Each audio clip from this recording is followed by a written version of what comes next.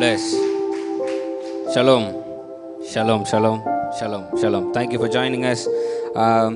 Today we'll be breaking some truth, breaking some false agenda, false propaganda, false doctrine. We'll break all those stuff today.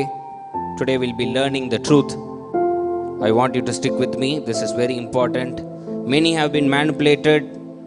Many are trying to do this, but we shall discuss the truth according to the facts that is given in the Bible. So I want you to stick with me. Get your Bibles on. Mark the words which we are discussing and investigate yourself. I want you to do that for me. God bless you. கிறிஸ்துவுக்குள் பிரியமானவர்களை எடுத்துக்கொள்வோம். மத்தேயு 5:14 முதல் 16. Matthew chapter 5:14 to 16.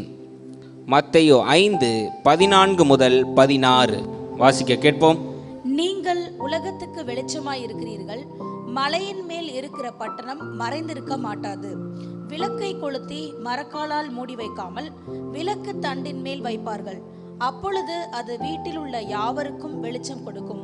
இவ்விதமாய் மனுஷர் உங்கள் நற்கிரியைகளை கண்டு பரலோகத்தில் இருக்கிற உங்கள் பிதாவை மகிமைப்படுத்தும்படி உங்கள் வெளிச்சம் அவர்கள் முன்பாக பிரகாசிக்க கடவது. அல்லேலூயா. 16th verse மட்டும் கொஞ்சம் திரும்ப வாசிங்க நான்சிகா.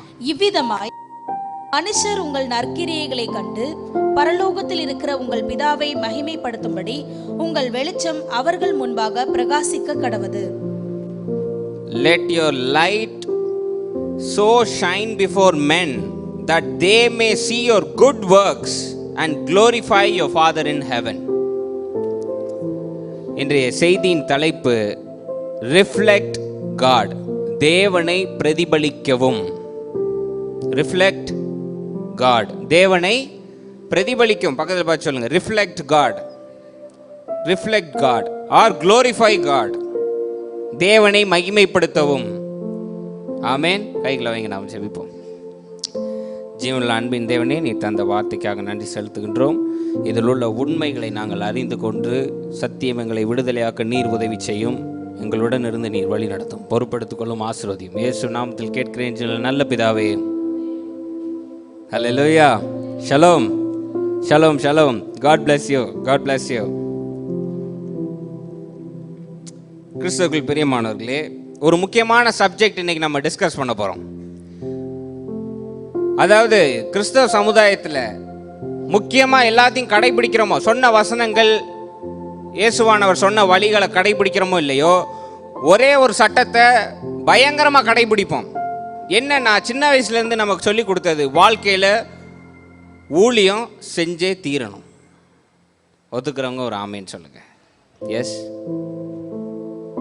சின்ன வயசுல இருந்து நமக்கு சொல்லி கொடுத்த ஒரு காரியம், எப்படியாச்சும் தேவனுக்குன்னு ஏதாவது ஒரு நேரத்தில் ஊழியம் செஞ்சிடணும், அதுதான் பிரதான காரியம் அப்படின்னு பல பேர் சொல்லி இன்னும் வழி நடத்திட்டு இருக்காங்க மக்களை. ஆமென். இன்னைக்கு உண்மைக்குமே ஊழியம் செய்யணுமா, ஊழியம் எவ்வாறு செய்யணும், எது உண்மையான ஊழியம் அப்படின்றத நம்ம பேச போறோம். அல்லேலூயா. ஆமென். இன்னைக்கு கிறிஸ்தவர்களை ரொம்ப மோட்டிவேட் பண்றது என்ன அப்படின்னா, சின்ன வயசுல இருந்தே ஊழியம் செய்யணும், எல்லாரையும் தேவன் பக்கம் கொண்டு வரணும், அதனால இந்த காரியங்கள் செய்யலாம். சில பேர் பாட்டு பாடலாம், நீங்க கொயர்ல ஜாயின் பண்ணுங்க, பிரேயர் டீம்ல ஜாயின் பண்ணுங்க, இப்படின்னு நம்ம மக்களை மோட்டிவேட் பண்ணிட்டே இருப்பாங்க தலைவர்கள், கிறிஸ்துவ தலைவர்கள். ஆமென். இதுல முக்கியமா சொல்லக்கூடிய காரியம் என்னன்னா, வேலைக்கு போறதெல்லாம் சரி, ஆனா முழு நேர ஊழியம் என்பது மிகவும் அவசியம் அப்படின்னு ஒரு சப்ஜெக்ட் ஒன்று வைப்பாங்க கொஞ்ச நாள் கழிச்சு. முழு நேர கேள்விப்பட்டிருக்கீங்களா இல்லையா? கேள்விப்பட்டன்றவங்க ஒரு ஆமேன்னு சொல்லுங்க. எத்தனை பேருக்கு முழு நேர ஊழியம் செய்யணும்னு ஆசை? என்னங்க, யாருக்குமே ஆசை இல்லையா? அதான் எம் மக்கள். முழு நேர ஊழியம், ஃபுல் டைம் மினிஸ்ட்ரி. சில நான் கண்ணால பார்த்துருக்கேன், வேலைக்கு போயிட்டு ஊழியம் செய்கிறவங்கள நக்கல் பண்ணுறவங்களையும் நான் பார்த்துருக்கேன். ஏன் ஆண்டவருக்குன்னு முழு நேரம் ஊழியம் செய்ய முடியாதவங்களால, முழு நேரம் ஊழியம் செய்ய முடியாதால அப்படின்னு சொன்னவங்களை கேட்டு இவருக்கு கொஞ்சமாவது அறிவு வேணும்ல, இவரும் வேலையை விட்டுட்டு முழு நேர ஊழியம்னு இறங்கிடுறது. பைபிள்ல according to Bible full time ministry is never mentioned as a great ministry. முழு நேர ஊழியம் என்பது பிரதான காரியம்னு எங்கேயும் சொல்லவும் இல்லை, அப்படி எங்கேயும் போடவும் இல்லை, அப்படி தேவையும் இருப்பதா இல்லை. ஆமென், அல்லேலூயா. ஃபர்ஸ்ட் நம்ம உடனே சொல்லுவோம், பாஸ்டர் தேவனை பின்பற்றின 12 சீஷர்கள், தேவன் என்ன சொன்னார்? அவரை 12 பேரையும் எல்லாத்தையும் விட்டு வாருங்கள்னு சொன்னாரா இல்லையா? அதனால இன்னைக்கு நம்மளும் அதை செய்யறதுல என்ன தப்புன்னு நீங்க கேட்கலாம். அன்னைக்கு இயேசுநாதரை முதல்ல பரப்புவது இந்த 12 பேர். அப்ப அவங்க வேலை பார்த்துட்டு பரப்ப முடியுமா? சொல்லுங்க நீங்க. ரெண்டாவது, நல்லா தெரிஞ்சுக்கோங்க, நம்ம இன்னைக்கு வீட்டில் ஈஸியா உட்காந்துட்டு எல்லாத்தையும் விட்டுட்டு வர சொன்னார், நானும் விட்டுட்டு வந்தேன்றோமே. இயேசுநாதர் பேசின சப்ஜெக்ட்லாம் அன்னைக்கு எவனுக்கும் புரியவும் இல்லை, எல்லாம் கான்ட்ரவர்சியான சப்ஜெக்ட்.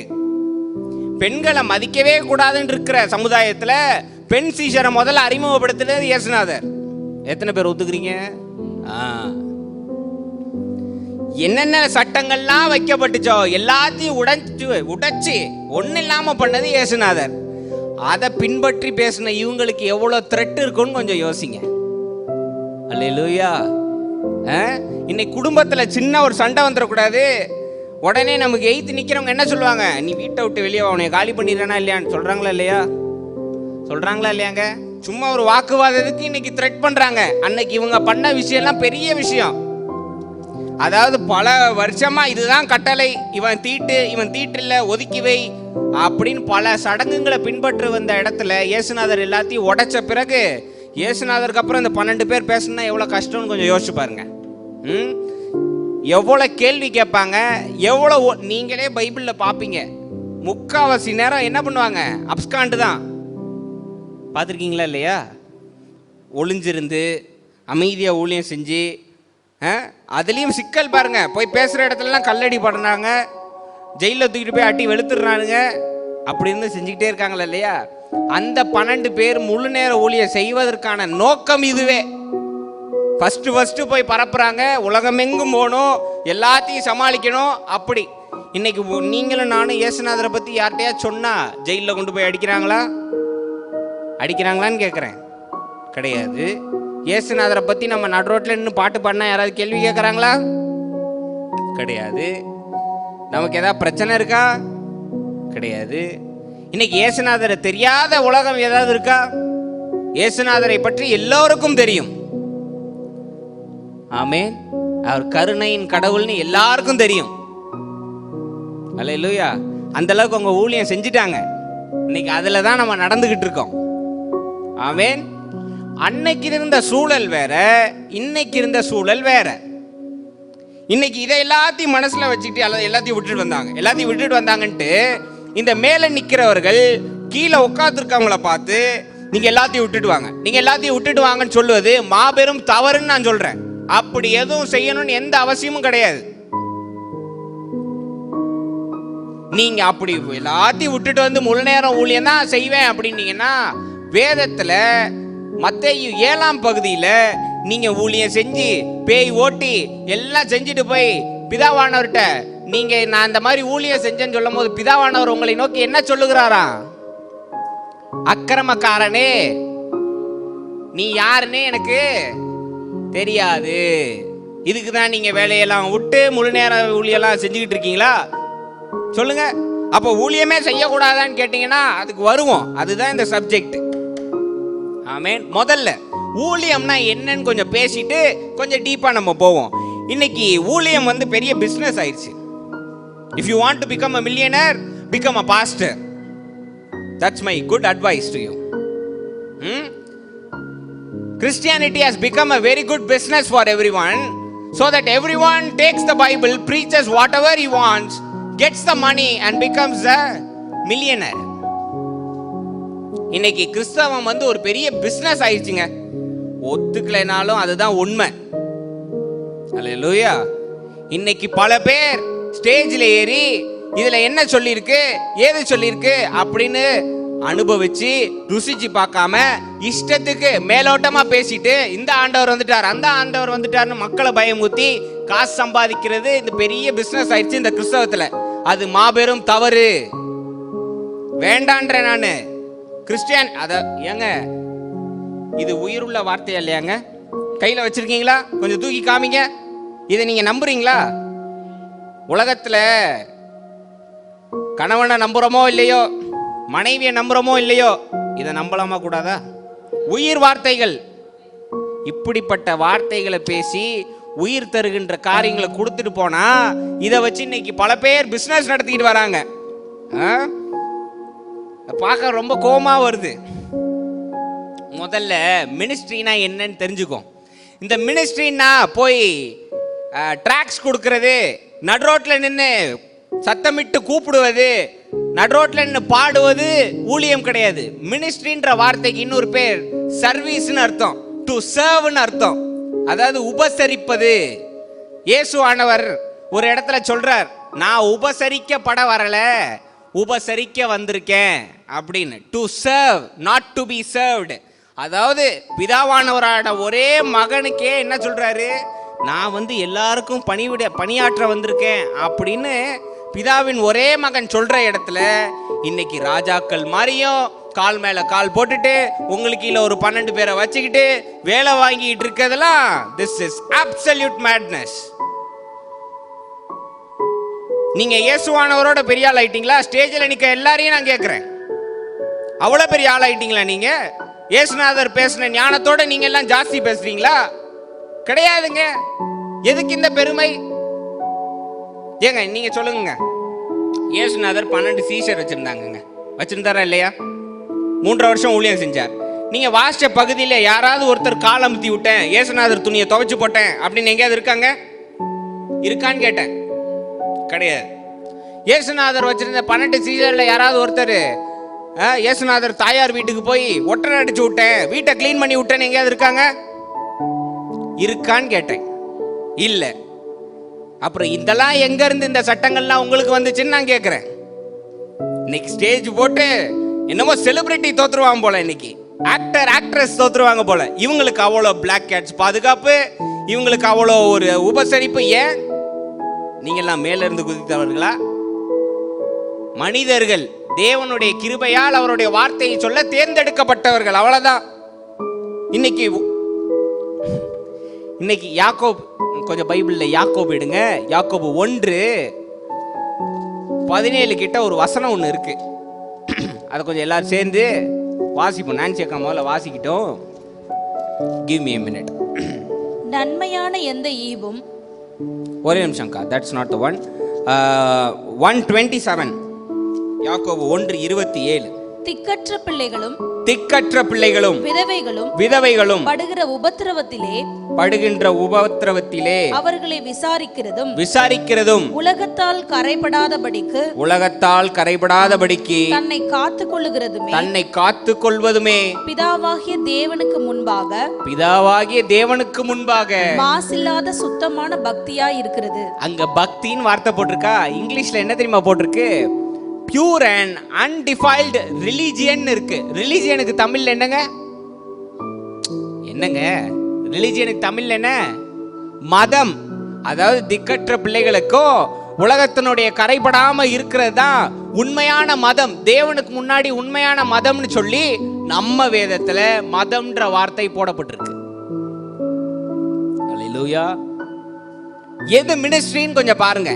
நான் ஒரே ஒரு வசனம் உங்களுக்கு எடுத்து வச்சேன். சங்கீதத்துல பேசியிருக்காரு, தாவீது பேசியிருக்கார், மாறி மாறி நிறைய பேர் உண்மையான ஊழியம்னா என்னன்னு பேசியிருக்காங்க. நான் ஒரே ஒரு வசனத்தை தான் எடுத்து வச்சேன். அங்க என்னங்க கிளாசிபிகேஷன் போட்டிருக்கு? திரும்ப வாசிங்க நினைச்சிருக்கா. திக்கற்ற பிள்ளைகளும் விதவைகளும் படுகிற உபத்திரவத்திலே ஓகே அவர்களை விசாரிக்கிறதும் உலகத்தால் கரைபடாதபடிக்கு தன்னை காத்துக் கொள்வதுமே பிதாவாகிய தேவனுக்கு முன்பாக மாசில்லாத சுத்தமான பக்தியாய் இருக்கிறது. மாசில்லாத சுத்தமான மதமாய் இருக்கின்றது. இதுவே ஊழியமாகும். இன்னைக்கு மினிஸ்ட்ரின்னு செய்யணும்னு நினைச்சீங்கன்னா ஒரு விவசாயியை தேர்ந்தெடுங்க, ஒரு கஷ்டப்படுறவங்களை தேர்ந்தெடுங்க. அவங்களுக்கு என்ன தேவையோ உங்களால முடிஞ்சாத அதை செய்யுங்க. நான் ஒரு சீரியஸான கேள்வி கேட்குறேங்க, கொஞ்சம் பதில் சொல்லுங்க. இயேசுவானவர் 3 வருஷம் ஊழியம் செஞ்சதுல எங்கேயாவது ஒரு வசனம் படிச்சிருக்கீங்களா? தான் சீஷர்கள் நோக்கி என்னை பற்றி இந்த உலகிற்கு சொல், நான் எவ்வளவு பெரிய ஆள் நீ போய் சொல், நான் எப்படிப்பட்ட அற்புதங்களை செஞ்சேன் நீ சொல் அப்படின்னு எங்கேயாவது நீங்க படிச்சிருக்கீங்களா? ஆனா உலகுக்கு போய் சத்தியம் நல்ல செய்தியை அறிவிக்க சொன்னார். நல்ல செய்தி என்னன்னு படிச்சு பார்த்தீங்கன்னா தெரியும். சத்துருக்களை சிநேகியுங்கள், பகைவர்களை ஆசீர்வதியுங்கள், சபிக்கிறவர்களுக்காக ஜெபம் பண்ணுங்கள் இருக்கு. 1 மைல் நடக்க சொன்னா 200 மைல் கூட போன்னு சொல்லி இருக்கு. இதெல்லாம் தாங்க சத்தியம். இதெல்லாம் கடைபிடிச்சு காட்டினாரா இல்லையா இயேசுநாதர்? ஆமாவா இல்லையா? ஆமா. இன்னைக்கு சர்வீஸ் மினிஸ்ட்ரினா அது மினிஸ்ட்ரி. பக்கத்து வீட்டில் ஒரு சண்டை நடக்குதுன்னு வைங்களேன், இங்கே உட்காந்துட்டு ஆமாம் சிலையை கும்பிட்டா அப்படி தான் ஆகும் வீட்டில் அப்படின்னு பேசுறது மினிஸ்ட்ரி கிடையாது. என்னமோ நீங்கள் எல்லாம் தேர்ந்தெடுக்கப்பட்டு மேலேருந்து அனுப்புன மாதிரி உங்களுக்கு வெள்ளங்கி தரித்த மாதிரிலாம் பேசக்கூடாது. அவங்களுக்கு ஒரு பிரச்சனைனா கூட போய் நிற்பீங்களா நீங்கள்? ஜாதி மதம் வேறு இதெல்லாம் பார்க்காம, அது மினிஸ்ட்ரி. ஆமேன். இன்னைக்கு எத்தனையோ விவசாயிகள் கஷ்டப்படுறாங்க, ஆமாவா இல்லையா? கஷ்டப்படுறாங்களா இல்லையா? கஷ்டப்படுறாங்க.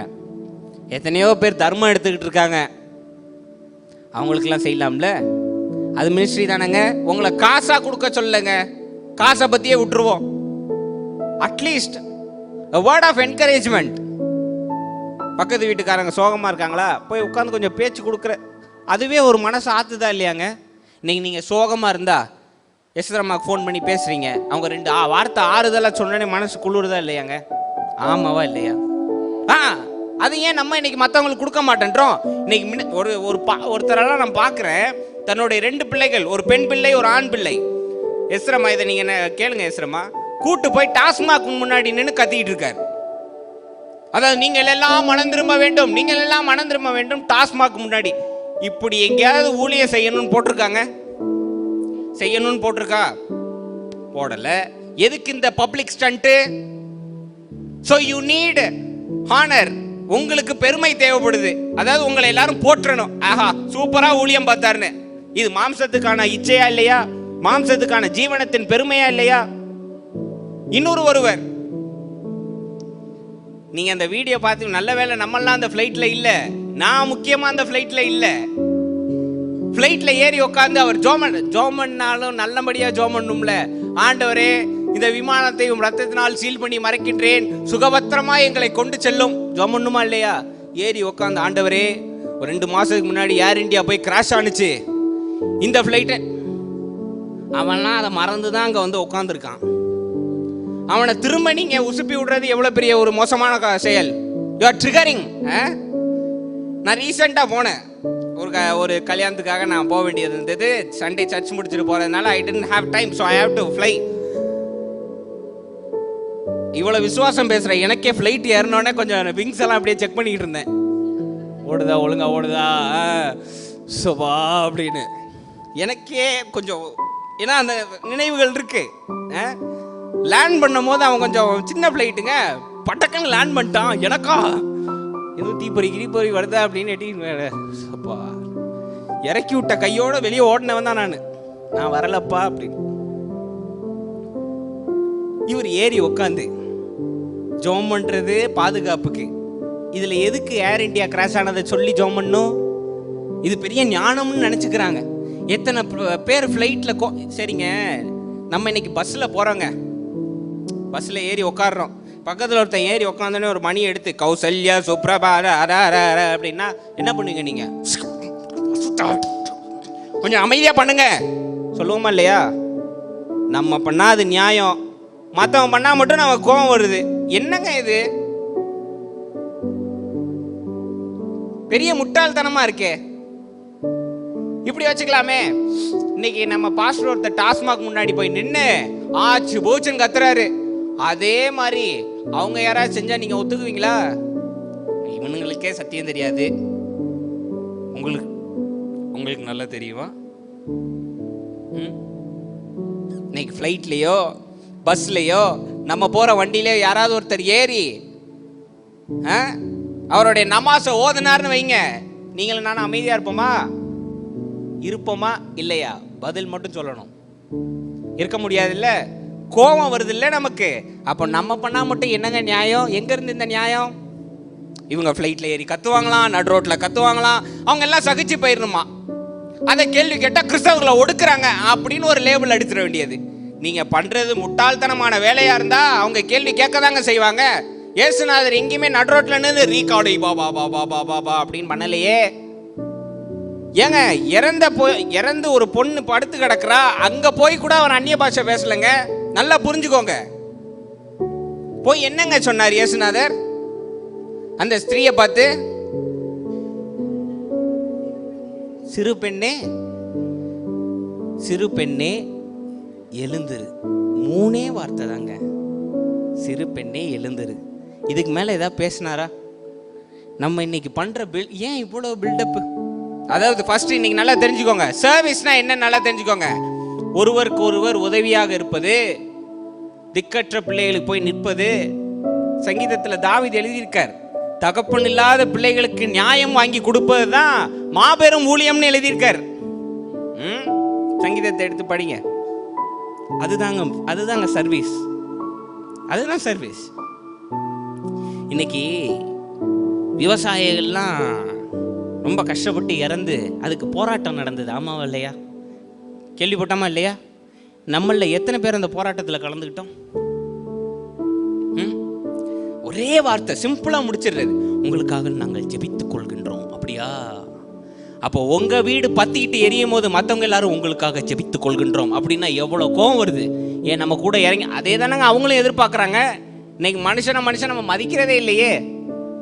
சொல்லுங்க, பேசுறது கிறிஸ்தவம், கருணை, அன்பு, தயவு, கிருபை, இது எதுவும் செயல்ல இல்லையே. ஃபர்ஸ்ட் சர்வீஸ்னா என்னன்னு புரிஞ்சுக்கோங்க.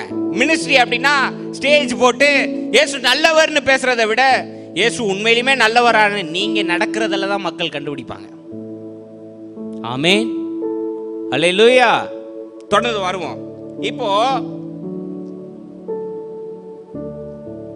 இந்த மினிஸ்ட்ரி இருக்கு இல்லையா, இதை முழு நேரமா செஞ்சாதான் தேவன் ஏற்றுக்கொள்வார்னு பல பேர் லேபிள் அடிச்சுக்கிட்டு இருக்காங்க இல்லையா. அவங்களுக்குலாம் 2 தெசலோனிக்கர் 3:7-12 கொஞ்சம் வாசிங்க. நான் சேர்க்கா 2 தெசலோனிக்கர் 3:7-12 7-12.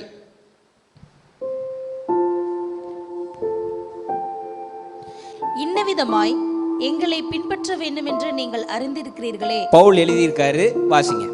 நாங்கள் உங்களுக்குள்ளே ஒழுங்கற்று நடவாமலும் ஒருவனிடத்திலும் இலவசமாய் சாப்பிடாமலும்.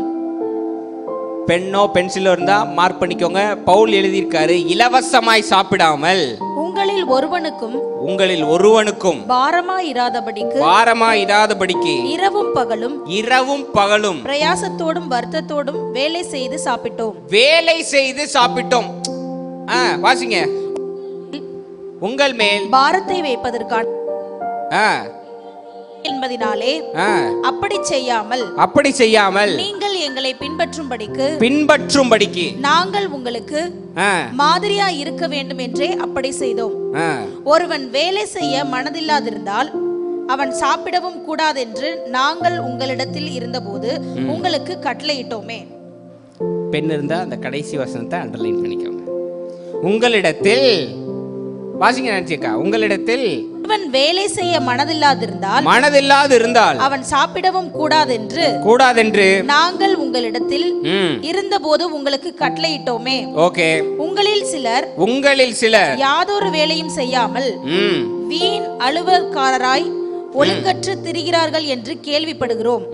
இப்படிப்பட்டவர்கள் அமைதலோடே வேலை செய்து தங்கள் சொந்த சாப்பாட்டை சாப்பிட வேண்டும் என்று நம்முடைய கர்த்தராகிய இயேசு கிறிஸ்துவினாலே அவர்களுக்கு கட்டளையிட்டு புத்தி சொல்லுகிறோம். It is not a request but a command. கட்டளையிட்டு புத்தி சொல்லுகிறோம்னு யாருங்க சொல்லியிருக்கா? பவுல் சொல்லியிருக்கார். இப்போ பவுல் அதுல ஒரு வார்த்தை எழுதியிருக்கார், இரவு பகல்னு பிரயாசப்பட்டு வேலை செய்து சாப்பிட்டதாக பவுல் எழுதியிருக்கார். இந்த பைபிள்ல ஒரு புத்தகம் 2 புத்தகம் எழுதி ஒரு 30 நாள் 40 நாள்ல முடிக்க வேண்டிய வேலை பவுலுக்கு கிடையாது. 13 அத்தியாயம். எத்தனைங்க? 13. ஒவ்வொரு புத்தகமும் அவ்வளோ ஞானத்தை கொண்டிருக்கு. இவ்வளோ 13 அத்தியாயத்தையும் முதல்ல ஒருத்தர் பேசி அனுபவிச்சு அதுக்கப்புறம் அதை எழுதியிருக்காரு. இதுக்கு எவ்வளோ டைம் எடுக்குங்க? பயங்கர டைம் எடுக்குமா இல்லையா? இன்னைக்கு தேவனுக்குன்னு ஒரு பாட்டு எழுதணும்னா அவ்வளோ அர்ப்பணிப்பு செய்ய வேண்டியது இருக்கு. எத்தனை பேர் ஒத்துக்கிறீங்க? ஆமேன். அவர் சமூகத்திலே உட்கார்ந்துருக்கணும், மைண்ட் கிளியரா இருக்கணும், பரிசுத்தமா இருக்கணும். அப்பதான் தேவன் பாட்டு தருவார். ஆமாவா இல்லையா? இங்க ஒருத்தர் 13 அத்தியாயம் எழுதியிருக்காரு. 13 அத்தியாயம் எழுத எவ்வளவு நேரம் தேவைப்படும்? முழுசா அதிலே இருக்கணுமா இல்லையா? சாஸ்திராங்கமா ஆண்டவர் காலிலேயே விழுந்திருக்கணுமா இல்லையா? ஆனா அந்த மனுஷன் எழுதுறார், இலவசமாய் நாங்கள் சாப்பிடாமல் இரவு பகலும் பிரயாசப்பட்டு எங்களுக்கான தேவைகளை நாங்கள் பூர்த்தி செய்து கொண்டோம்னு உங்க வேதத்துல இருக்கு. இந்த ஃபுல் டைம் மினிஸ்ட்ரி தான் தேவன் ஏற்றுக்கொள்வார்னு பேசுற உங்களுக்கு this is an headshot for you. 2 Thessalonians. Okay,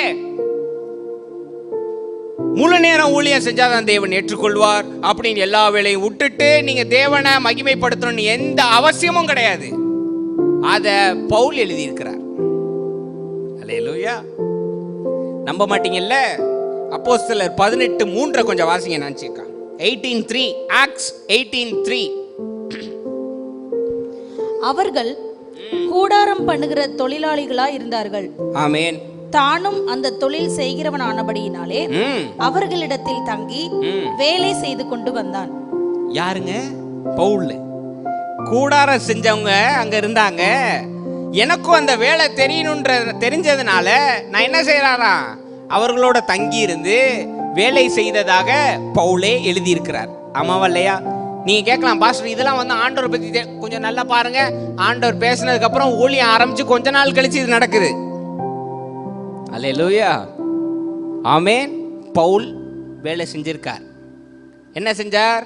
கூடாரம் அமைக்கிற வேலை அவருக்கு தெரியும், அதனால செய்யறார். பைபிள்ல மேலும் போட்டிருக்கு, அவர்கள் ஊழியம் செய்யும் பொழுது வேலையும் செய்தார்கள், கூடையெல்லாம் பின்னினார்கள் இருக்கு.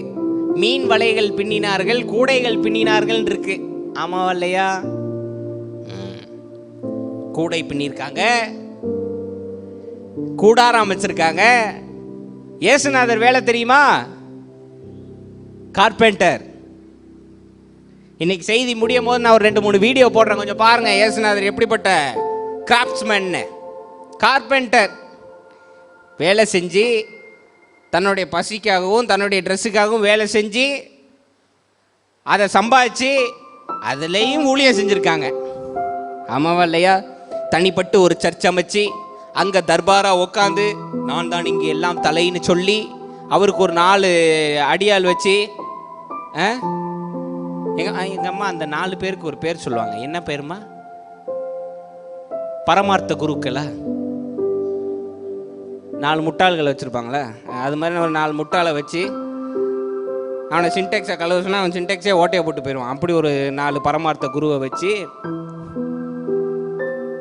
இப்படி இந்த சேரில் உட்காந்து தேவன் சொல்லுவதாவது இப்படி பேசுறதெல்லாம் அனாவசியம்.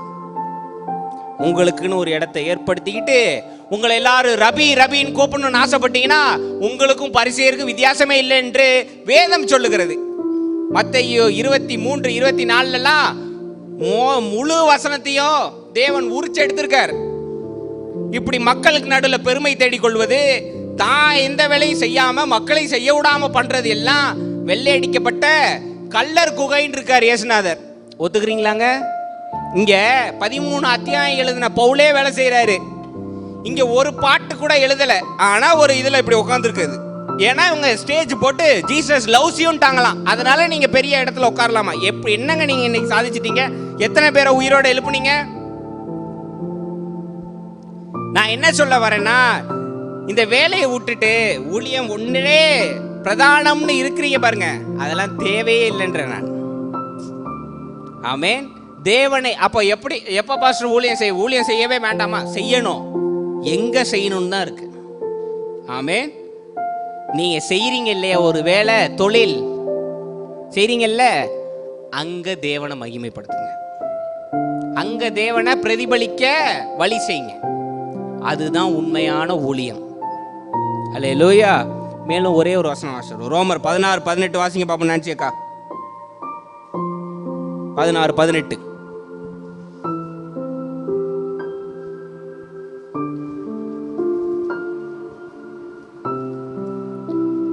அப்படிப்பட்டவர்கள் நம்முடைய கர்த்தராகிய இயேசு கிறிஸ்துவுக்கு ஊழியம் செய்யாமல் தங்கள் வயிற்றுக்கே ஊழியம் செய்து நயவசனிப்பினாலும் இச்சக பேச்சினாலும் கபடில்லாதவர்களுடைய இருதயங்களை வஞ்சிக்கிறவர்களுமாய் இருக்கிறார்கள். இதுக்கு மேல தெளிவா சொல்லணும்னு அவசியமே இல்லை. மீண்டும் ஒரு முறை நான்சிக்கா பொறுமையா வாசிப்பாங்க. ஒவ்வொரு வார்த்தையும் கொஞ்சம் நல்லா கவனிங்க. அப்படிப்பட்டவர்கள் நம்முடைய கர்த்தராகிய இயேசு கிறிஸ்துவுக்கு ஊழியம் செய்யாமல் தங்கள் வயிற்றுக்கே ஊழியம் செய்து நயவசனிப்பினாலும் இச்சக பேச்சினாலும் கபடி இல்லாதவர்களுடைய இருதயங்களை வஞ்சிக்கிறவர்களுமாய் இருக்கிறார்கள். அன்றும் இருந்தார்கள், இன்றும் இருக்கின்றார்கள். You are making a shameful act to the Lord Jesus Christ. உங்களால இயேசுநாதர் பேர் கேவலப்படுதுங்க. தயவு செய்து ஒண்ணு ஊழியம் பண்ணாதீங்க, இல்ல எங்கேயாவது ஒரு மூளை முடுக்குல போய் உட்கார்ந்துருங்க. இயேசுநாதர் பேரை அசிங்கப்படுத்தாதீங்க. அப்படி நீங்க ஒண்ணு அர்ப்பணிச்சு இங்க 12-13 பேரை உயிரோட எழுப்ப போறதில்ல. உயிரோட எழுப்பின இயேசுநாதர், 13 அத்தியாயம் எழுதின பவுல், பேதுரு, இவங்களே வேலை பார்த்த போது நமக்கு என்னங்க? யார் சொன்னா இந்த முழு நேர ஊழியம் தான் தேவன் ஏத்துக்குவார்னு? இருக்கிற இடத்துல தேவனை மகிமைப்படுத்துங்கன்னு மத்தேயு 5 போட்டிருக்கா இல்லையா? இப்போ நம்ம வாசிச்சோம் இல்லையா? மத்தேயு 5:16 கொஞ்சம் வாசிங்க நினைச்சேக்கா, அதுல தெளிவா இருக்கு. இவ்விதமாய் கண்டு மனுஷர்கள் உங்கள் நற்கிரியைகளை கண்டு பரலோகத்தில் இருக்கிற உங்கள் பிதாவை மகிமைப்படுத்தும்படி உங்கள் வெளிச்சம் அவர்கள் முன்பாக பிரகாசிக்க கடவது. அல்லேலூயா, ஆமென். இன்னைக்கு நீங்க கனி தருவது சபைக்கு வந்து 4 பாட்டு பாடி சபையில வேலை செஞ்சுட்டு அதுதான் கனி தருவதுன்னு நினைச்சீங்கன்னா you are making a huge mistake. Huge mistake. ஏன்னா நீங்க சர்ச்சில் எப்படி இருக்கீங்கன்னு யாரும் கவனிக்க மாட்டாங்க. வெளியில நடத்தையில எப்படி இருக்கீங்கன்னு தான் பார்ப்பாங்க. சர்ச்சில் நின்று ஸ்தோத்திரம் ஸ்தோத்திரம் ஸ்தோத்திரம்ன்றலாம். வெளியில ஒருத்தவங்களை கெட்ட வார்த்தையில திட்டிட்டு போகும்போது ஸ்தோத்திரம் சொல்லி பார்த்துருக்கீங்களா? அங்கதான் பார்ப்பாங்க நீங்க ஸ்தோத்திரம் சொல்றீங்களா இல்ல திரும்ப கெட்ட வார்த்தை போடுறீங்களான்னு. சொல்லுங்க. இன்னைக்கு சர்ச்சில் யார் வேணாலும் பண்ணிடலாங்க, ஸ்தோத்திரம் சொல்லிடலாம். ஆமாவா இல்லையா? பகல் பார்த்து சொல்லுங்க ஸ்தோத்திரம். யார் வேணாலும் பண்ணலாம். பார்த்தீங்களா? யார் வேணாலும் பண்ணலாம். இப்போ பளிச்சுன்னு நல்லா நறுக்குன்னு கிள்ளிட்டு அப்புறம் ஸ்தோத்திரம் சொல்லி பாருங்க. எத்தனை பேருக்கு ஸ்தோத்திரம் வருது நானும் பார்க்குறேன். ஏறுதா இல்லையா? என்னையவே கிள்றியா நீ? கொஞ்சம் அட்வான்ஸ்டான கொஞ்சம் அட்வான்ஸ்டான பைபிள் ஸ்காலர்ஸ்லாம் என்ன பண்ணிடுவாங்கன்னா, யுத்தம் கர்த்தருடையது. இன்னைக்கு வீட்டுக்கு போகிறதுக்குள்ளே உனக்கு என்ன நடக்குது பாரு. நீ ஒரு அடி அடிச்சுன்னா ஆண்டவர் 7 அடியாக உனக்கு திரும்ப தருவார். இங்கே சண்டை போடுறதுக்காக நம்ம பைபிள் வாசிச்சுக்கிட்டு இருக்கோம். சொல்லுங்க. இன்னைக்கு யார் வேணாலும் சர்ச்சில் வெள்ளையை போட்டு நடிச்சிடலாம். உண்மையாக இருக்கணும்ல. நீங்கள் எவ்வளோ வேணாலும் கடுப்பேற்றுங்க, எஸ்தரமாக கடுப்பாக மாட்டாங்க. ஸ்தோத்திரம். ஏன்னா எக்ஸ்பீரியன்ஸ், வேதத்தை படித்து அதன்படி நடக்கிறவங்க, அதனால் உங்களுக்கு தெரியும் எப்படி ஹேண்டில் பண்ணணும்னு. இன்னைக்கு பல பேர் வெளியில் அப்படியே இவ்வளோண்டு முடி வச்சு ஜொல்லா பை போட்டுட்டு நாங்கள் உண்மையான கிறிஸ்தவர்கள் நினைக்கிறீங்க பாருங்க. அவங்களெல்லாம் கொஞ்சம் ட்ரிகர் பண்ணி பாருங்க, தெரியும் கிறிஸ்தவர் இருக்காரா இல்லை உள்ள யார் உட்காந்துருக்கா அப்படின்னு. பேச்சு இன்னைக்கு பேசுவானுங்க பாருங்க. பேச்சு ஒரு அரசியல்வாதிலாம் இருக்காரு, பைபிளை கரைச்சி குடிச்ச அரசியல்வாதிலாம் அப்படி போடுன்னு போடுவார். உள்ள பார்த்தீங்கன்னா அம்புட்டும் திருட்டு பட்டா திருட்டு. கிறிஸ்துவ யார் வேணாலும் பேசலாங்க. எங்க குடும்பத்தில் ஒருத்தர் இருப்பாரு, கரைச்சி பைபிளையே கரைச்சி குடிச்சவர், ஃபாதர்ஸ்டா வளர்ந்தவர். அவனை மாதிரி ஒரு சைக்கோ பார்த்து குடும்பத்தில் எவனுமே கிடையாது. எல்லாத்தையும் பத்தி விட்டுருவாப்ல. குடும்பத்தை எப்படி பிரிக்கணும்னு நல்லா தெரியும். ஆனா பேசுறது சமாதானம், சந்தோஷம். இப்படி நிறைய பேர் இருக்காங்க. பேசுறது யார் வேணாலும் பேசலாம். ஜீசஸ் லவ்ஸ் யூன்றலாம். நேர்ல ஜீசஸ் லவ்ஸ் யூவான்னு காமிக்கணும். அல்லேலூயா, ஆமென். சும்மா வசனம் இன்னைக்கு எல்லாத்தையும் மனப்பாடம் பண்ணிட்டு ஆச்சு போச்சுன்றாங்க. நடத்தையில் செய்யும் போது தாங்க தெரியும் அது எவ்வளோ கஷ்டம்னு. தேவன் God does not recognize your public stunt. He sees your private life. நல்லா புரிஞ்சுக்கோங்க. தேவன் பப்ளிக்ஸ்ல நீங்க என்ன பப்ளிக் ஸ்டண்ட் எல்லாம் தேவன் ரெகக்னைஸே பண்ண மாட்டாரு. பக்கத்தில் பார்த்து சொல்லுங்க, பப்ளிக் ஸ்டண்ட் தேவனுக்கு பிடிக்காது. பக்கத்தில் பார்த்து சொல்லுங்க, no public stunt, only private life. நீங்க தனிமையில எப்படி இருக்கீங்கன்னா தேவன் வைப்பார். 4 பேர் சுத்தி நிற்குமா நான் பரிசுத்தவான். ஒரு பெண் ட்ரெஸ் அணியாம போனா கூட நான் அப்படி இருப்பேன் அப்படின்னு 10 பேர் இருக்கும் போது பேசலாம். தனிமையில என்ன எப்படி இருந்ததுன்னு தேவன் பார்ப்பார். அங்கதான் வேல்யூ நடக்கும். நீங்க எப்படிப்பட்ட ஆள், உங்க பரிசுத்தம் எந்த பாராமீட்டர்ல இருக்கு அப்படின்னு தேவன் பார்ப்பார்.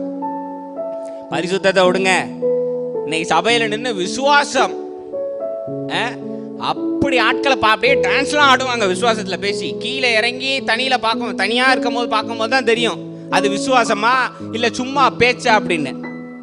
ஏன்னா சிரிக்கிறீங்க வினோத்தனை? யாராவது ஞாபகத்துக்கு வராங்களா? தனியா பேசிக்கோ. இன்னைக்கு இந்த செய்தியோடைய முக்கியத்துவத்தை புரிஞ்சுக்கோங்க. இளங்கொண்ணன் எடுத்துக்கலாம். இளங்கொண்ணன் என்ன வேலை செய்யறாருங்க? அவருக்கு தேவன் கொடுத்த தாளந்து என்ன? சாரதி. இனி அவர் பேர் சாரதி. புரியுதா உங்களுக்கு? நல்லா ஓட்டுவாப்ல. அல்லேலூயா. இளங்கொண்ணன் இப்ப அந்த ஓட்டுறதை விட்டுட்டு முழு நேரம் ஊழியம் வந்தா நல்லா இருக்குமா? நீங்க தாங்குவீங்களா? முடியாதுல்ல. கேளுங்க கதையை. இப்போ இளங்கொண்ணன் நல்லா ஓட்டுவார். தேவன் கொடுத்த தாளந்து. இப்போ அவர் அதில் சம்பாதிச்சு தன் குடும்பத்துக்காக எல்லா தேவையும் சந்திக்கிறார். அதிலே எப்படி ஊழியம் செய்வதுன்னு கொஞ்சம் தெரிஞ்சுக்கோங்க. எப்படி கனி தருவதுன்னு தெரிஞ்சுக்கோங்க. இப்போ உள்ள கஸ்டமர் ஏறுறாங்க காரில், ஏதோ ஒரு கவலையில் ஏறுறாங்க. இவர் எந்த கவலையும் இல்லாமல் டிராஃபிக்லையும் சிரிச்சுக்கிட்டே போகிறாரு. டிராஃபிக்லையும் பொறுமையாக இருக்காரு. எவனோ ஒருத்தன் குறுக்க போயிட்டான், அவனையே பார்த்து பாப்பா அப்படின்னு சிரிச்சுக்கிட்டே போகிறாரு. அப்போ அவன் கேட்பானா இல்லையா, sir what is the secret? டக்குன்னு உடனே ஆடெல்லாம் ஞாபகம் வச்சு boost is the secret of my எனர்ஜின்ற கூடாதுங்க. நம்ம ஜனத்துக்கு ஹியூமர் சென்ஸ் கொஞ்சம் ஜாஸ்தி. டப்புன்னு சொல்லிடணும்.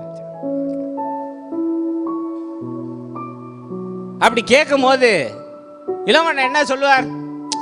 அடையங்க, கடவுள் மேல பாரத்தை போட்டு நான் பாட்டுக்கு போறேன், அவர் போஷிக்கிறார், நான் நடக்கிறேன் அப்படின்னும் போது அவனுக்குள்ள கடவுள் நம்பிக்கை விதைச்சிட்டாரா இல்லையாங்க? விதைச்சாரா இல்லையா? அதே இளங்கொண்ண பின்னாடி உட்காந்துருக்கும் போது எவனோ ஒருத்தன் குறுக்க போறான். இவர் கிறிஸ்தவர்னு தெரிஞ்சிட்டாம வெளியில இறங்கினா என்ன சொல்லுவான்? இன்னைக்கு ஒரு கிறிஸ்தவ டிரைவர் ஓட்டிட்டு வந்தான், கெட்ட வார்த்தை, நான் கெட்ட வார்த்தை, அந்த கெட்ட வார்த்தை, இதில் தான் உனக்கு பெரிய ஆண்டவரை பற்றி பேசுகிறான்னு தூஷிச்சுட்டு போயிடுவானுங்களா இல்லையா? ஆமாவா இல்லையா? இன்னைக்கு தேவனை நீங்கள் கனப்படுத்தணும்னா உங்கள் நடத்தையில் நீங்கள் கனப்படுத்துங்க தேவனை. அப்படி இருக்கிற இளங்கொண்ண ஒரு சோகமாக ஒருத்தர் ஏறுறாருங்க, பேச்சு கொடுத்துக்கிட்டே வராரு. அப்போ இளங்கொண்ணன் சொல்கிறார், நானும் அப்படி தாங்க இருந்தேன், இயேசுநாதர்கிட்ட வாழ்க்கையை அர்ப்பணிச்சு ஜோம் பண்ணி இந்தந்த அற்புதம்லாம் செஞ்சான்னு சொல்லிட்டாருங்க. அவரும் கேட்டுட்டு போயிட்டார். ஏதோ ஒரு சூழல்ல எதுவுமே நடக்கலன்னும் போது அவருக்கு இவர் சொன்னது ஞாபகம் வரும். அவர் என்ன பண்ணுவார்? இயேசுன்னு ஒருத்தர் இருந்தீர்னா எனக்கு அற்புதம் செய்யுன்னு கேட்ட அந்த நிமிஷமே இயேசுநாதர் செய்வாரா இல்லையா? அதை ஏற்படுத்தினது யாருங்க? அதை ஏற்படுத்தினது யாரு? அந்த அந்த ஒரு விதையை உள்ள போட்டு சரியான நேரத்தில் அது முளைக்கும்படி அந்த விதையை யார் போட்டான்னு நான் கேட்குறேன். இளங்கொண்ணன். அப்போ நம்மளுடைய ஊழியம் அவ்வாறு இருக்க வேண்டும். நம்ம முதல்ல சாட்சியா மாறணும். அதுவே பிரதான ஊழியம்ங்க, அது எதுவும் கிடையாது. இன்னைக்கு தேவனை நீங்க பிரதிபலிக்கணும்னா உங்க வேலைகள்ல நீங்க தேவனை பிரதிபலிக்கிறது தான் பெரிய காரியம். ஆமேன், அல்லேலூயா.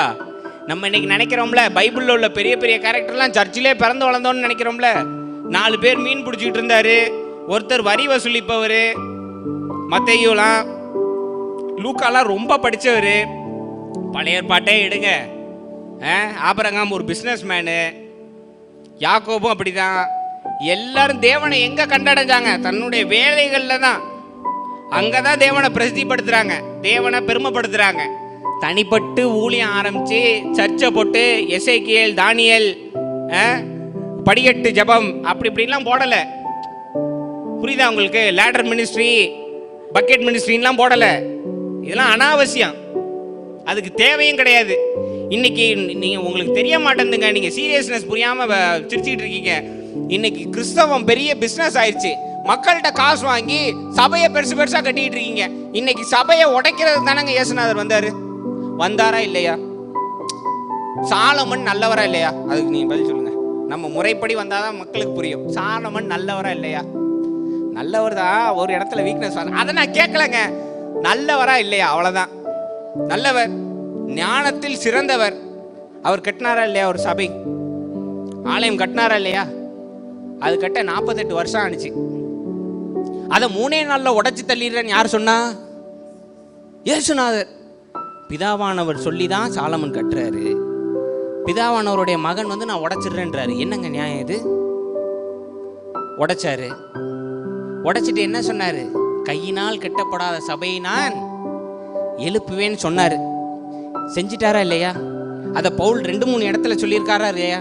நீங்களே தேவனுடைய, அப்புறம் எதுக்கு பிரம்மாண்டமா சர்ச்சு கட்டணும்னு நான் கேட்குறேன். இன்னைக்கு பிரம்மாண்டமா சர்ச்சு கட்டுறதை விடுங்க. நம்ம எல்லாரும் ஒரு பெரிய ஆலமரத்துக்கு அடியில் உட்காந்து ஆவியுடனும் உண்மையுடனும் தொழுது கொண்டோன்னு வைங்க, தேவன் அங்கே வாசமாகிருப்பார். இங்கே பில்டிங்கை கட்டி நடுவில் ஒரு சிலுவையை குத்தக்க நிறுத்தி அதுக்கு ஒரு ஒயிட் பெயிண்ட் அடித்து ஒரு இதை அடித்து அதுக்கு ஒரு வாட்ச்மேனை போட்டு, இதெல்லாம் அனாவசியம். ஏன்னா அதை தேவன் கேட்கல. அது உங்களுக்கு பக்தி விருத்தி. எங்களுக்கு பக்தி அங்கே தான் வருதுன்னா சரி செய்யுங்க, வேண்டான்னு சொல்லலை. ஆனால் கிறிஸ்தவத்தை பிஸ்னஸாக நடத்துறதுன்றது ஏற்றுக்கொள்ள முடியாத காரியம். அல்லேலூயா. உங்களை நிறைய பேர் சொல்லுவாங்க, முழு நேரம் ஊழியம் வாங்க, முழு நேரம் ஊழியம். நீங்கள் இருக்கிற இடத்துல ஊழியம் பண்ணுங்க, அதுதான் பெரிய ஊழியம். அல்லேலூயா. அதுக்குன்னு சும்மா வரவன்ட்டு போகிறவன்ட்டெல்லாம் இயேசு நல்லவர்னு இருக்காதீங்க. உங்கள் நடத்தையில் செஞ்சு காமிங்க. யாராவது உங்களை கோவப்படுத்தினா அமைதியாக இருந்து காமிங்க, திரும்ப பேசாதீங்க, சபிச்சா ஆசீர்வதிங்க. இதெல்லாம் பார்த்தா தான் மக்களுக்கு தேவன் உண்மையிலேயும் இருக்காருன்ற ஒரு ஞானம் வரும். அல்லேலூயா. ஞானதாஸ் அங்கிள் இருக்காங்க, ஏனக்கொன்ன இருக்காங்க, அலெக்சாண்டர் அங்கிள் இருக்காங்க. ஒவ்வொருத்தரும் ஒரு ஊழியம் செய்யலாமா இல்லையா? அவங்க ஃபீல்டில் அவங்க தேவனுக்கு சாட்சியாக நின்று காட்டலாமா இல்லையாங்க? ஆமாவா இல்லையா? இந்த இப்போ கட்சியில் ஒருத்தர் சேர்ந்துருக்காரு, சீக்கிரம் முதலமைச்சராக போகிறாரு. ஒருத்தர் ஆமீன் இல்லை, எல்லாம் பொறாமையாக இருக்காங்கண்ணே, பார்த்துக்கோங்க. அவரு கட்சியில் சேர்ந்துருக்காருங்க, மக்களுக்கு நல்லது செய்யணும்னு சேர்ந்துருக்காரு. இப்போ அவர் பைபிளில் சொன்ன தர்மத்தின்படி மன்னிப்பு, தயவு, அன்பு இதெல்லாம் கடைபிடிச்சா கூட உள்ளவனுங்க மாறுவானுங்களா மாட்டானுங்களா? மாட்டானுங்களா? நம்ம முதல்ல இன்னைக்கு மாறணுங்க. நம்ம இன்னைக்கு எடுப்புலேயே எல்லாரும் கிறிஸ்தவனா மாற்று எல்லாத்தையும் மாற்றி ராணியை ரெபெக்காவாக்கு, அவனை இவனாக்கு, இவனை அவனாக்கு, இப்படிலாம் ஆக்கி என்ன அனுச்சு சொல்லுங்க? அட்டூழியம் தான் ஜாஸ்தியாக இருக்கு. இயேசுநாதர் வளர்ந்தது நான் பார்க்கல.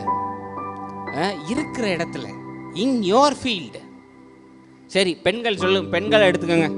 நான் எங்கேயும் வெளியில் போல பாஸ்டர், நான் என்ன ஊழியம் செய்யுது? வீட்டில் செய்யுங்க. பெரிய ஊழியம் இருக்கா இல்லையாங்க வீட்டில்? உங்கள் பிள்ளைகளுக்கு நீங்கள் தாங்க எடுத்துக்காட்டு. பிள்ளை கோவப்பட்டுட்டு வந்தான்னு வைங்க, சிரிச்சுக்கிட்டே பதில் சொல்லுங்க. சிரிச்சுக்கிட்டே அடிக்கக்கூடாது, அதை சொல்லலை. சிரிச்சுக்கிட்டே அதுக்கு இல்லை கிடையாதுங்க. சிரிச்சுக்கிட்டே பதில் சொல்லுங்க. ஒரு நாள் அவனே தாங்க முடியாமல் வந்து கேட்பான், எப்படி இப்படி வசனம் இருக்குல்லப்பா. நீங்கள்லாம் பெரிய எடுத்துக்காட்டுங்க. குடும்ப சூழலை அனலைஸ் பண்ணி நடத்துறது உங்கள் பொறுப்பு. ஆமாவா இல்லையா? இப்போ அடுத்த வாரம் ஓட்டுறதுக்கு காசு இல்லை. நீங்கள் தான் இப்போது விசுவாசம் ஊட்டி வளர்க்கும் போது அவனுக்கு எப்படி இருக்கும் வளரும் போது? தேவன் ஒருத்தர் இருக்காருப்பா, எங்கள் அம்மா சொல்லி கொடுத்துருக்காங்க. சொல்லுவானா மாட்டானாங்க? சொல்லுவானா மாட்டானா? நம்மளே அவன் முன்னாடி உட்காந்து ஆமாம் தேவன் செஞ்சார், நல்லா செஞ்சார் அப்படின்னு நீங்களே தேவனை திட்டினீங்கன்னா அவன் எப்படி தேவனை நம்புவான் சொல்லுங்க? இதில் நீங்கள் ஏன்ட்ட வந்து புலம்புறீங்க. பைபிள் கிளாஸ் எடுங்க. நீங்கள் பைபிள் கிளாஸ் எடுங்க. புரியுதா உங்களுக்கு? நீங்கள் பைபிளாக மாறுங்க, அவன் ஆட்டோமேட்டிக்காக பைபிள் வாசிக்க ஆரம்பிச்சிருவான். ஆமே. நம்மளே அவன் முன்னாடி குறை பேசிட்டு சர்ச்சில் வந்து பிரைஸ் லார்ட் சிஸ்டர்னா என்னையா நடிக்கிறானுங்க அப்படின்னுவான். நாங்கள் அப்படி நிறைய பார்த்துட்டோம். புரியுதா உங்களுக்கு? மோசமான ஆளுங்க அப்படி பிரைஸ் லார்ட் பிரதர் அப்படின்னு சர்ச்சில் எப்போ பயங்கர நடிப்பாக இருக்காங்களப்பா அப்படின்னு நிறைய. நீங்கள் இப்போ நீங்கள் என்னை விஜய் டிவி கூட்டு போனீங்கன்னா நிறைய சீரியல் ஸ்கிரிப்ட் நான் எழுதி கொடுத்துருவேன். அவ்வளோ பார்த்துட்டேன் நான். பயங்கரம் நான் ஸ்டாப்பாக ஓடும் அப்படி நடிப்பு. இங்கே தேவனை மகிமைப்படுத்தணும்னு நீங்கள் நினச்சிங்கன்னு வைங்க, உங்கள் இடத்துல நீங்கள் தேவனை மகிமைப்படுத்துங்க. உங்களுக்குன்னு ஒரு வட்டாரம் கொடுத்துருக்காரு இல்லையா, ஒரு சுற்று வட்டாரம், நண்பர்கள், உறவினர்கள். ஃபோன் போட்டு ஏசு இதை செஞ்சார், இந்த வசனம் வாசிங்க, அந்த வசனம் வாசிங்க, ஜபத்துக்கு வாங்கன்னு கூப்பிடக்கூடாது. நீங்கள் உங்கள் நடத்தையில் பொறுமை, சாந்தம், தயவு, கிருபை, இச்சையடக்கம் இதெல்லாம் இருந்து காட்டினீங்கன்னு வைங்க, அவங்களெல்லாம் உங்களை பார்த்தாலே அவங்களுக்கு ஒரு இன்ட்ரெஸ்ட் வருங்க. இவங்கள்ட்ட பேசணும், கொஞ்ச நேரம் கூட இருக்கணும் அப்படின்ற இன்ட்ரெஸ்ட் அவசியம் வருங்க. உங்களை பார்த்து அவங்க ஆசைப்படணுங்க வாழ்கிறதுக்கு. அந்த மாதிரி ஒரு வாழ்க்கை வாழணுங்க. ஆமென். இன்னைக்கு நம்ம சங்கீதம் 100 வாசிக்கிறோம், ஆமாவா இல்லையா? எங்க நான்சி டக்குன்னு வாசிங்க பார்ப்போம். சங்கீதம் 100. பூமியின் குடைகளே எல்லோரும் கர்த்தரை கம்பீரமாய் பாடுங்கள், மகிழ்ச்சியோட கர்த்தருக்கு ஆராதனை செய்யுங்கள், ஆனந்த சத்தத்தோட அவர் சந்நிதி முன் வாருங்கள். கர்த்தரே தேவன் என்று அறியுங்கள், நாம் அல்ல, அவரே நம்மை உண்டாக்கினார். நாம் அவர் ஜனங்களும் அவர் மேய்ச்சலின் ஆடுகளுமாய் இருக்கிறோம். அவர் வாசல்களில் துதியோடும் அவர் பிரகாரங்களில் புகழ்ச்சியோடும் பிரவேசித்து அவரை துதித்து அவருடைய நாமத்தை ஸ்தோத்திரியுங்கள். கர்த்தர் நல்லவர், அவருடைய கிருபை என்றென்றைக்கும், அவருடைய உண்மை தலைமுறை தலைமுறைக்கும் உள்ளது. அல்லேலூயா. பயங்கரமான வசனங்க. இப்போ பக்கத்து வீட்டில் ஒரு ஹிந்து இருக்காங்க, நீங்கள் இந்த வசனத்தை நீங்கள் தான் அவங்களுக்கு சொல்கிறீங்க. அவங்க மனப்பாடம் பண்ணிட்டாங்க அந்த வசனம் பிடிச்சி. இப்போ அவங்க அந்த வசனத்தை மனப்பாடம் பண்ணி வச்சுருக்காங்க. நீங்கள் உங்கள் வீட்டில் மகிழ்ச்சியோடு ஆராதனை செய்யாமல் கோபத்தோடு சண்டை போட்டிங்கன்னா அந்த இந்து கேள்வி கேட்பாங்களா மாட்டாங்களா? ஏன்னா அவன் சொன்ன வசனம் இது எப்படி அடிச்சுக்கிறானுங்க, கேட்பாங்களா மாட்டாங்களா? இங்கே வசனம் பயங்கரமாக வசனம் பேச வேண்டியது. மகிழ்ச்சியோட ஆராதனை செய்யுங்கள், கவலைப்படாதீங்க சிஸ்டர், தேவன் எல்லாவற்றையும் பார்த்து கொள்வார். ஒரு கஷ்டம் வந்து ஓன்னு அழுவ வேண்டியது. அப்போ அவன் கேட்பானா மாட்டானா? இவன் பைபிள் வாசிக்கிறானா இல்லையா, இவனே கடைபிடிக்க மாட்டேன்றான், இவன் எப்படி இன்னொருத்தனுக்கு சொல்கிறான்னு கேட்பானா மாட்டானாங்க? ஆமாவா இல்லையா? அப்போ என்ன செய்யணும்? நம்ம எல்லாரும் முதல்ல கடைபிடிக்கணும். ஆமேன். பக்கத்தில் பார்த்து சொல்லுங்க, கடைபிடிக்கணும்.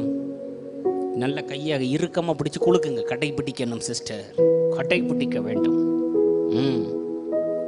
கடைபிடிக்கணும். நம்ம நடத்தையில் செஞ்சு காமிக்கணும். வீட்டில் புருஷர் கோவப்பட்டால் நீங்கள் சாந்தமாக போகிறது ஒரு தப்பும் இல்லை, நீங்கள் கோவப்பட்டால் நீங்கள் சாந்தமாக போகிறது ஒரு தப்பும் இல்லை. அப்படி தான் போயிட்டு இருக்கேன்றீங்களா? சரி, கர்த்தர் ஆசீர்வதிப்பார். சாந்தமாக போங்க. எதுக்கு சண்டை போடுறீங்க? பிரச்சனைனா உட்காந்து பேசுங்க.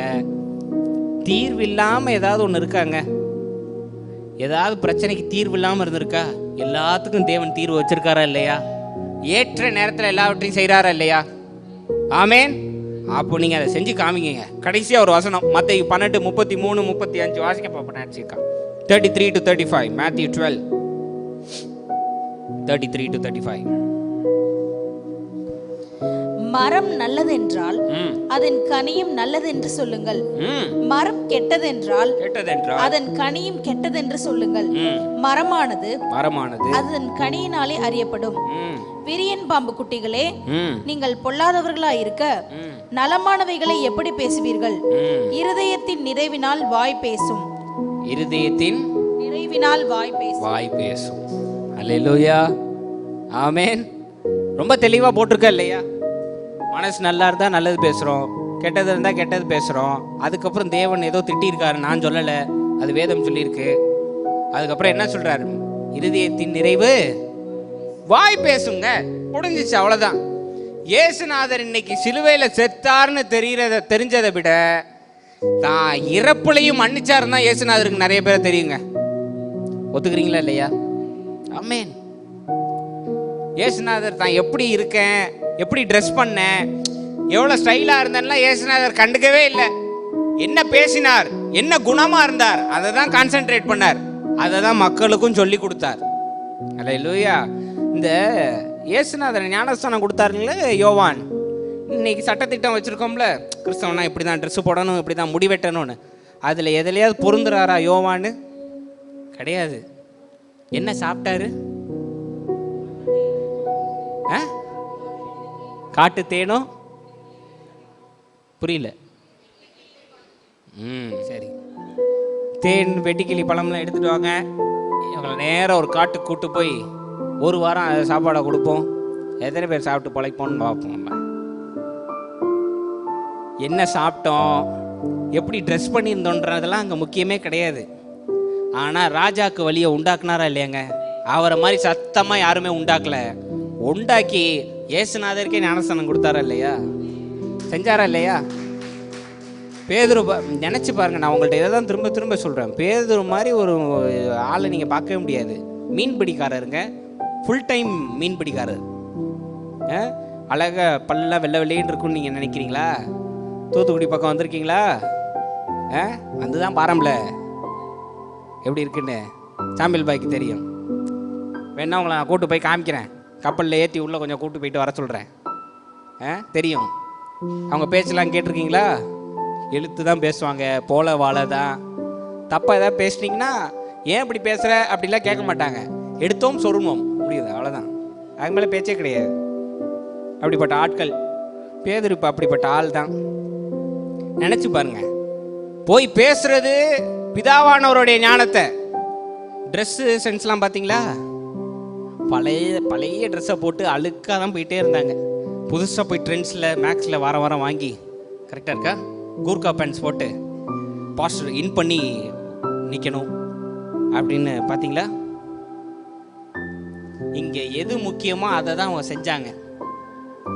ஆமாம், அதை நல்லா தெரிஞ்சுக்கோங்க. பவுல் படிக்காதவங்களுக்கு அனுப்பப்பட்டார், படித்தவங்களுக்கு யார் அனுப்பப்பட்டா? ட்ரெஸ்ஸிங் சென்ஸ் கூட இல்லாத பேதுரு படித்தவங்கள்ட்ட போய் பேச போகிறார். படித்தவனுங்க எப்படி இருப்பாங்கன்னு தெரியுமில்ல அந்த காலத்தில். அதுவும் சோசன்லாம் பாருங்கள், ரொம்ப காட்டுவானுங்க, தீட்டுன்னுவான், தள்ளி உட்காரணுவான், ரொம்ப. அதுவும் யூதர்கள்ட்ட உள்ள முசுடு எவன்ட்டையும் இருக்காது. நம்ம இன்னைக்கு pray for Jerusalem, pray for Jerusalem பாட்டு பாடுறோம்ல, pray for Israel, pray for இஸ்ரேல்னு. அவனை மாதிரி இவனை பார்க்கவே முடியாது உங்களால். ரொம்ப முசுடு பிடிச்சவன். அங்கே படித்தவன்கிட்ட போய் மீன் பிடிக்காரர் தேவனுடைய ஞானத்தை பேசுகிறார். நல்லா அதெல்லாம் உட்காந்து சிந்திச்சு பார்க்கணும் நீங்கள். அப்போ ட்ரெஸ் சென்ஸ் பற்றி கவலைப்பட்டாரா? ஆண்டவர் சொல்லி கொடுத்தாரா? அப்பா இப்போ எப்பா நீ போய் ஊழியம் செய்யும் போது இப்படி ட்ரெஸ் பண்ணணும்பா, முடிய நல்லா ஷார்ட்டாக வெட்டிக்கப்பா, போகும்போதே பாட்டு பாடிட்டு போப்பா அப்படின்னு எதுவும் சொன்னாரா? நம்ம ஜனம் பண்ணவும் பாருங்க, வீட்டுக்குள்ள நுழையும் போது ஏசுமானிடனா இப்படி இருந்தார். ஏயா ஏன் கத்துற? Have some silence. எங்களுக்கெல்லாம் கடுப்பாக வரும். கேரளா போகும்போது ஒருத்தரை கூட்டு போய் அவர் கத்திக்கிட்டே போவார், பிடிச்சி இழுக்கவும் முடியாது. இழுக்கிறதுக்குள்ளே போயிடுவாருங்க உள்ள. வேற வழி இல்லாமல் நாங்களும் டொக்கு டொக்கு டொக்கு டொக்குன்னு அடிச்சுக்கிட்டே.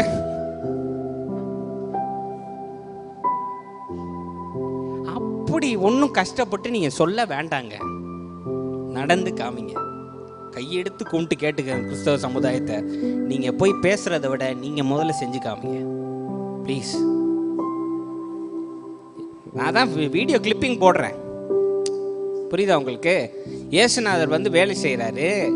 அவர் வேலை செய்யும் போது பக்கத்துலேருந்து ஒருத்தர் சொல்கிறார், நீங்கள் பேசாமல் ஒரு கடையை ஆரம்பிங்களேன் அப்படின்னா நல்ல ஐடியாவாக இருக்கே, பேசாமல் ஒரு கடையை போட்டால் என்ன அப்படின்னு இயேசுநாதர் யோசிச்சுக்கிட்டு இருக்கார்.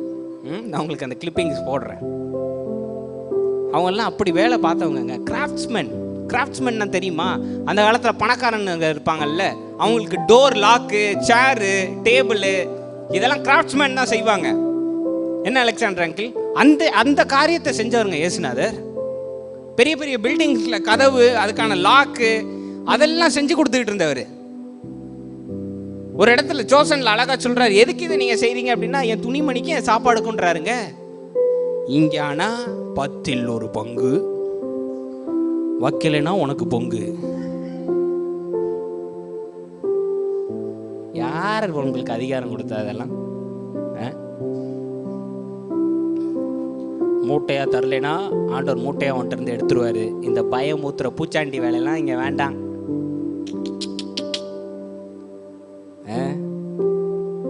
நான் இங்க கோட் சூட் போட்டு நின்று பேசினாதான் நீங்க ஏத்துக்குவீங்களான்னு கேட்டேன். உங்கள்கிட்ட தாங்க கேட்குறேன். நான் கோட் சூட் போட்டாதான் நீங்க கேட்பீங்களா? பேண்ட் சட்டை இன் பண்ணி போட்டாதான் கேட்பீங்களா?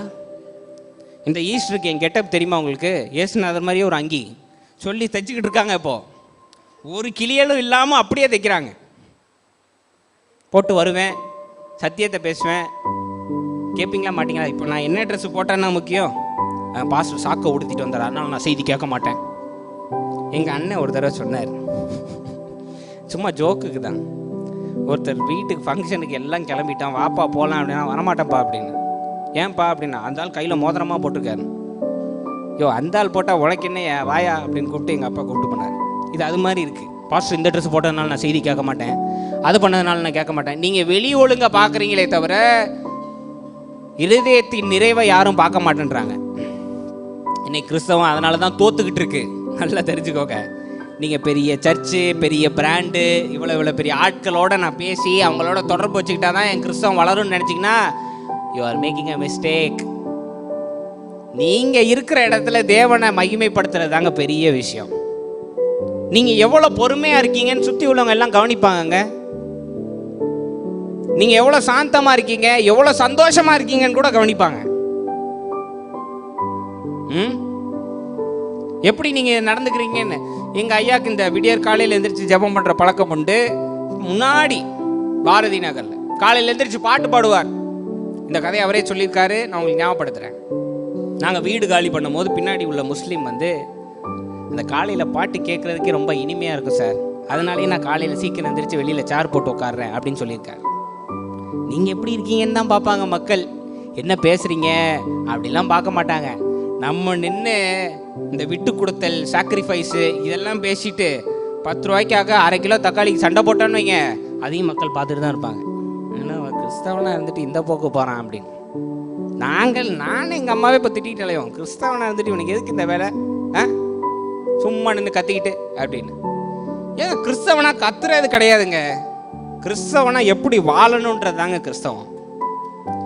இயேசுநாதர் பேசினார் இல்லையா 3 வருஷம், அவர் எப்படி பரலோகத்தில் இருக்கணும்னு பேசலை, எப்படி நல்ல மனுஷனாக இருக்கணும்னு தான் பேசியிருக்காரு.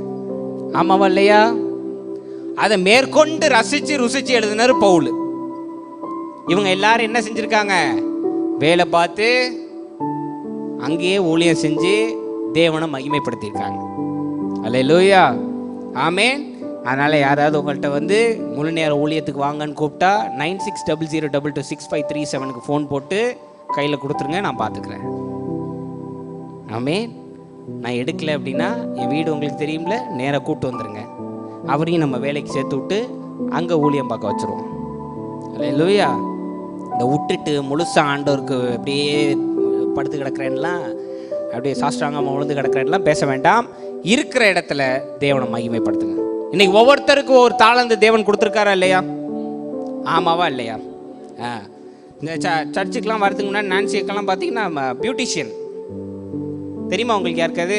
உடனே ஃபோன் பண்ணி ஆர்டர் போட்டுறாதீங்க, வாங்க கொஞ்சம் அப்படின்னு. இப்போ அவங்க டச்சில் இல்லை.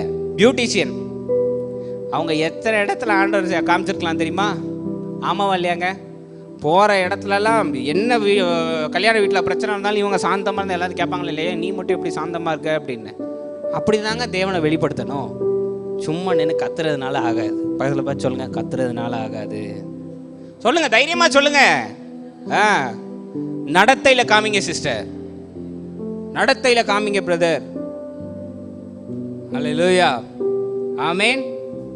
கொஞ்சம் யோசிச்சு பாருங்க, நம்மெல்லாம் சொன்னபடி நடக்க ஆரம்பிச்சுட்டா எப்படி இருக்கும்னு யோசிச்சு பாருங்க. எல்லாரும் சிரிச்சுட்டே இருப்போம், ஜாலியா, எதை குறிச்சும் கவலைப்பட மாட்டோம். பாரம் எல்லாம் தேவன் மேல போட்டுருவோம். யுத்தம் தேவன் பார்த்துக்குவார். எந்த கவலையும் இல்லாம நம்ம வீட்டில் ஆர்ப்பரிப்பா இருக்குமா இல்லையா? 24 மணி நேரமும் இருக்குமா இல்லையாங்க? அது வேணும்னு தானங்க நம்ம சபைக்கு வரோம். நம்ம செய்ய ஆரம்பிச்சாதாங்க அது நடக்கும். ஆமென். அதுக்கான சொல்யூஷன் எல்லாத்தையும் தேவன் கொடுத்துட்டார். அதை நம்ம நடக்க ஆரம்பிச்சோம்னாலே தேவன் எல்லாவற்றையும் வாய்க்க செய்வார். அல்லேலூயா, ஆமென். ஸோ அதனால் விசுவாசம் பேசுவது, பரிசுத்தம் பேசுவது பத்தாது, நாம் அதை செய்து காமிக்க வேண்டும். அல்லேலூயா. இன்னையிலேருந்து a good start. என்றைக்குமே லேட் கிடையாது. இன்னையிலேருந்து ஆரம்பிங்க. ஒவ்வொரு பழக்கமாக நீங்கள் கொண்டு வாங்க. வீட்டில் சில வார்த்தைகள் தவறாக வருது, சண்டை வருதுன்னா அதை தவிர்த்துருங்க. பொறுமையாக இருங்க, சாந்தமாக பேசுங்க, நல்லா சிரித்து பேசுங்க. யாரும் எதுவும் உங்களை சொல்ல போகிறது கிடையாது. அல்லேலூயா. நீங்கள் செய்கிற வேலையும் குறைவு கிடையாதுங்க. நல்லா தெரிஞ்சுக்கோங்க. நீங்கள் உழைச்சி சம்பாதிச்சாலே அது பெரிய விஷயம்தான். ஆமென். உங்களுக்குன்னு ஒரு தாளந்து கொடுத்துருக்காருன்னு வைங்க.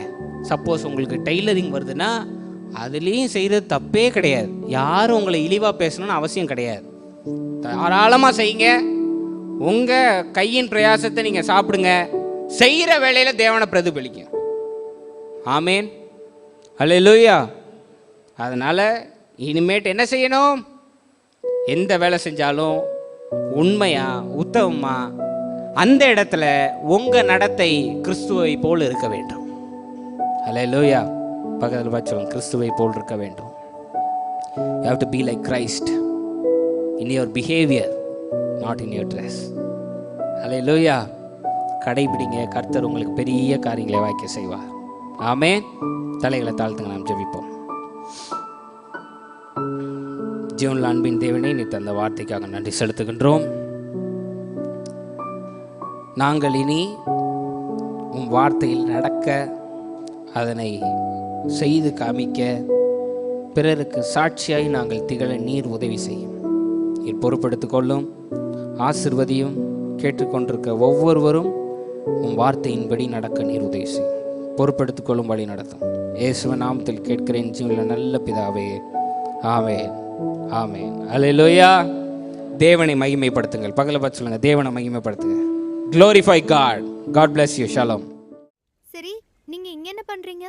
நான் ஒரு வேலையா வந்திருக்கேன். நீங்க எங்க இருந்து வரீங்க? நாசரேத். அந்த கொட்டை எதுக்கு? நான் ஒன்னு கட்டிட்டு இருக்கேன். நீங்க தச்சு வேலை செய்யறவரா? சில நேரம். ஆனா ஒரு கைவினைஞன். எல்லா பொருட்களையும் உருவாக்குவேன். அப்படின்னா நீங்க ஏன் வீட்ல வாழக்கூடாது? நிறைய பயணம் செய்வேன். எப்படி பணம் சம்பாதிக்கிறீங்க? பயணம் செய்யும்போது சம்பாதிக்கிறதில்ல. சில பொருட்களை தயாரிச்சு வித்து அந்த பணம் என் உணவுக்கும் துணிமணிக்கும். என்னது அது? இது ஒரு பூட்டு சாவி.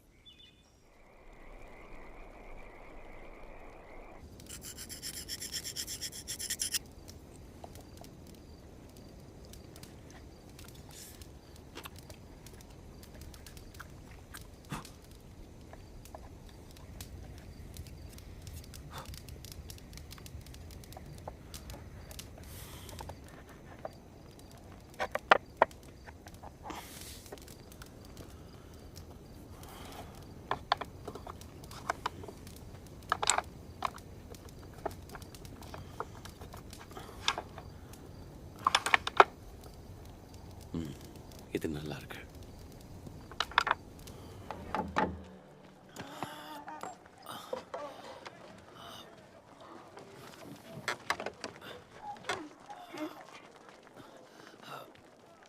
அங்க எல்லாமே இறுக்கமா இருக்கு. அது ஒரு அச்சாணியா இருந்திருக்கு. அது ஒரு அச்சாணின்னு என் தம்பி கிட்ட சொன்னேன். சில நேரத்தில் நமக்கு தேவைப்படுறதெல்லாம் புது கண்கள். இப்ப எனக்கு கீழ் கொடுங்க, மறுபடியும் புதுசு மாதிரி ஆகும். சரி.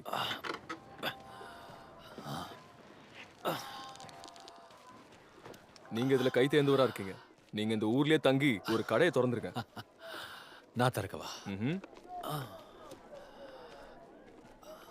ஒரு கடைய.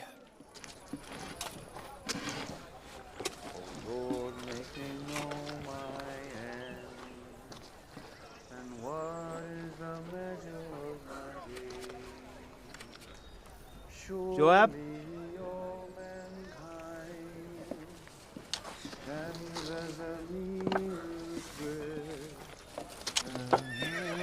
Joab, what are you doing? Where's Joab? Oh, Shalom.